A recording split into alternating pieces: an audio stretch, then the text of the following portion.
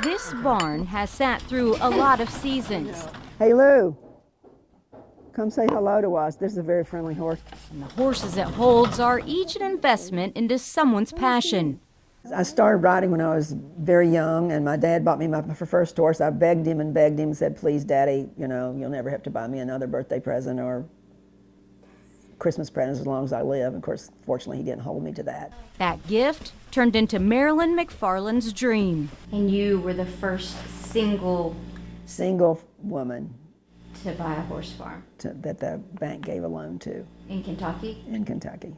A risk that paid off, and the proof is hanging on the walls. Dedication, mainly. Got to be able to put the hours in and the work in it. There's no place Marilyn McFarland would rather be. The light horses use the light carriages, and then the heavier horses use the heavy carriage. But sometimes life can pull the reins on anyone. No, this is not a good time. It is. It's not something I'm afraid of. All right, down the hatch, right? Yes, ma'am.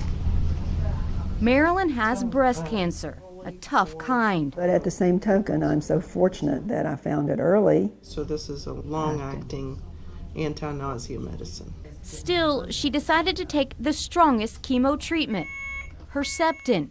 Each drop of the drug, though, gives her a higher chance of, surprisingly, heart failure. 1 in 4 women who take Herceptin end up with heart failure. Now, though, a study out of UK finds adding a simple ACE inhibitor or beta blocker with chemo would cut that number in half. It was very timely. I mean, she was diagnosed right as this came about. Dr. Gretchen Wells is Marilyn's cardiologist. It's great that we're able to proactively treat these complications before they occur. 2 down, 2 to go. Now we're just putting them on the drug before they actually develop the symptoms. Dr. Wells says cardiologists started noticing the trend of post-chemo patients in heart failure about 20 years ago. But by then, it was too late. Unfortunately, at that time, there wasn't a whole lot that we could do. We would just try to treat their symptoms. But what makes Dr. Gugelin's trial so special is that we can be proactive and try to keep this from happening in the first place. Yeah, he would like to go out and play. You'd like to go out and play, wouldn't you? I do not want to hurt my heart, so this is one of the reasons why they are being very careful with Dr. Wells.